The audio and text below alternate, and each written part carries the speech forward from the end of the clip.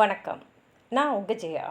இன்றைக்கி நம்ம இந்த வீடியோவில் ஜமைக்கா கின்காட் எழுதின அ ஸ்மால் பிளேஸ் இந்த எஸ்ஸேயோடைய சம்மரியை பார்க்கலாம் வாங்க.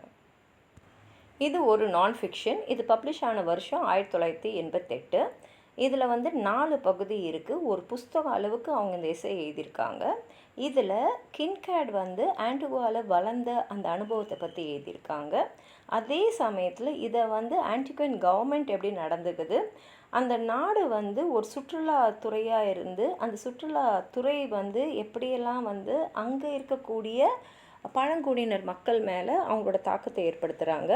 அதே மாதிரி ஆன்டிகுவா பிரிட்டனால் ஆளப்பட்டது. எப்படி இந்தியா பிரிட்டன் கீழே ஆட்சியில் இருந்ததோ அதே மாதிரி ஆன்டிகுவாவும் பிரிட்டனோட ஆட்சி கீழே இருந்தது.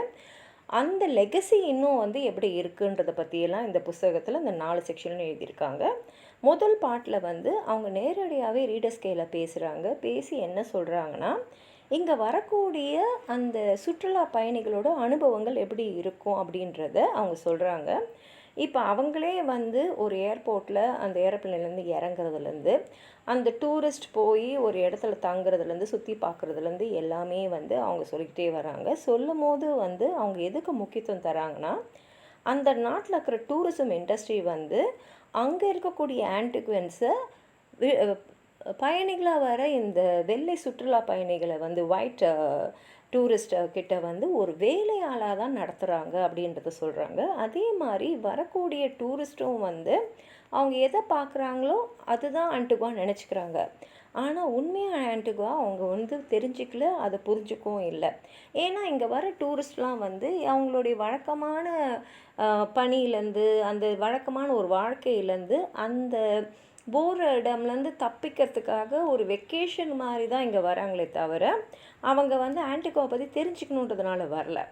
அதே சமயத்தில் இங்கே வர சுற்றுலா பயணி மாதிரி இங்கே இருக்கிற மக்களால் வேறு எங்கேயும் போக முடியாது. ஏன்னா அந்த அளவுக்கு ஏழ்மையான நிலைமையில் தான் அங்கே இருக்கக்கூடிய மக்கள் இருக்காங்க. பார்ட் 2ல் கின்காட் அவங்க வளர்ந்த ஆன்டிகுவா பற்றி சொல்கிறாங்க. அவங்க ஆரம்பிக்கிறதே இது ரொம்ப ஃபேமஸான ஒரு quotation, the Antigua that I knew, அதாவது எனக்கு தெரிஞ்ச Antigua, the Antigua in which I grew up, அதாவது நான் வளர்ந்த Antigua is not the Antigua you a tourist would see now. அந்த ஆன்டிகுவாவை ஒரு சுற்றுலா பயணியாக நீங்கள் பார்க்குறீங்களே, நீங்கள் அதை நீங்கள் இப்போ பார்க்க முடியாது. That Antigua no longer exist. ஏன்னா நான் வளர்ந்த நான் இருந்த ஆன்டிகுவா இப்போ இல்லை இப்படின்னு சொல்கிறாங்க. இது ரொம்ப ஃபேமஸ் கொட்டேஷன்ஸில் ஒன்று. கின்காட் இதில் கொலோனியல் ஆன்டிகுவா, அதாவது பிரிட்டன் அவங்கள ஆண்டுட்டு அப்புறம் இருந்த ஆன்டிகுவா பற்றி தான் சொல்கிறாங்க. ஏன்னா இது முழுசான இண்டிபெண்டன்ஸை பிரிட்டன் கையிலேருந்து 1981 தான் வாங்குது. இந்த பாட்டில் அவங்க ஆன்டிகுவாவுடைய வரலாறு, அப்புறம் பிரிட்டிஷ் ரூல் அங்கே நடக்கும்போது என்னெல்லாம் நடந்தது, அவங்களோட சொந்த எக்ஸ்பீரியன்ஸ், அதாவது ஆங்கில மொழியை கற்றுக்கிறது, அதை தான் நீ பேசணும்னு சொல்லப்படும் போது அவங்களோட அனுபவங்களெல்லாம் இங்கே சொல்கிறாங்க. ஏன்னா பழங்குடி மக்களான ஆன்டிகுவன்ஸ்க்குன்னு அவங்களுக்குன்னு ஒரு மொழி கிடையாது. அதனால் அவங்கள காலனி ஆக்கின உடனே அவங்கக்கிட்ட என்ன சொன்னாங்கன்னா, நீங்கள் இந்த மொழியை தான், அதாவது ஆங்கிலத்தில் தான் நீங்கள் பேசணும், ஆங்கிலத்தில் தான் எழுதணும், ஆங்கிலத்தில் தான் உங்களுடைய கம்யூனிகேஷனே இருக்கணும் போது ஒன்று இந்த மக்கள் அதை ஆங்கிலத்தை கற்றுக்க முடியாத மக்கள் மௌன மொழியில் போயிட்டாங்க. முடிஞ்சவங்க இந்த லாங்குவேஜ், அந்த லாங்குவேஜே உங்கள் லாங்குவேஜ் ஆஃப் கிரிமினாலிட்டி அப்படின்னு சொல்கிறாங்க.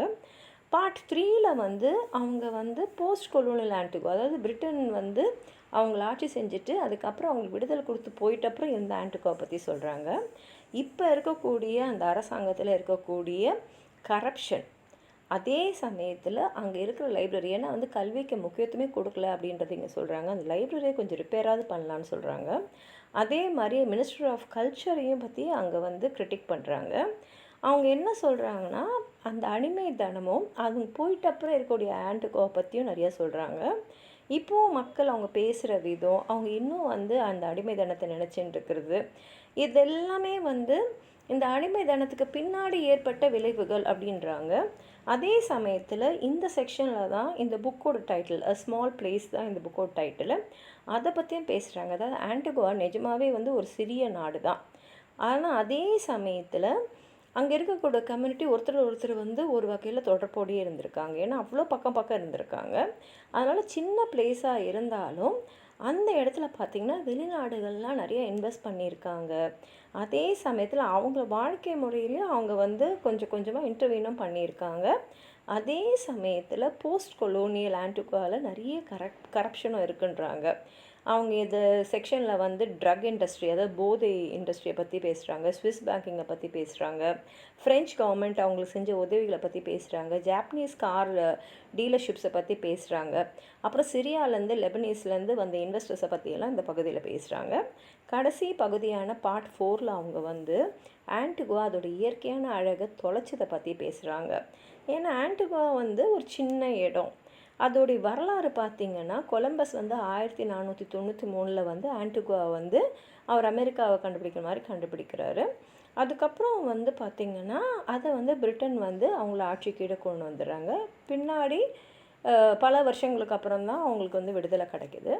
அப்போது அவங்க என்ன சொல்கிறாங்கன்னா, இங்கே வந்து தங்கியிருந்த அந்த யூரோப்பியன் மக்களை வந்து அவங்க ஹியூமன் ரபிஷ் ஃப்ரம் யூரோப், அதாவது யூரோப்புக்கு தேவைப்படாத குப்பைகள் தான் இங்கே வந்தது அப்படின்றாங்க.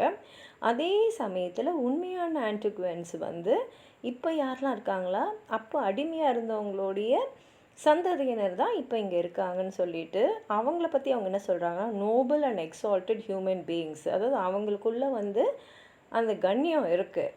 ஆனால் வந்து அந்த மனிதாபிமானம் எல்லாம் இருக்கக்கூடிய ஒரு சில மக்கள், அந்த அடிமைத்தனத்துலேருந்து வந்த உண்மையான மக்கள் அவங்களும் இருக்காங்க. யூரோப்லேருந்து வந்து இங்கே செட்டில் ஆன கூட அந்த வெள்ளையர்களும் இன்னும் அங்கேயே தான் இருக்காங்கன்னு சொல்லி இந்த புஸ்தகத்தை அவங்க முடிச்சிருக்காங்க. உங்களுக்கு தான் சொல்லணும்னு நினச்சிங்கன்னா கீழே இருக்கிற கமெண்ட் பாக்ஸில் எழுதுங்க. இந்த வீடியோவை ஹைப் பண்ணுங்கள், அப்போ தான் நிறைய பேர் இந்த வீடியோவை பார்ப்பாங்க. இந்த வீடியோவை லைக் பண்ணுங்கள், உங்கள் ஃப்ரெண்ட்ஸோடு ஷேர் பண்ணுங்கள். சப்ஸ்கிரைப் பண்ணாதவங்களாம் ப்ளீஸ் சப்ஸ்கிரைப் பண்ணி சப்போர்ட் பண்ணுங்கள். நன்றி.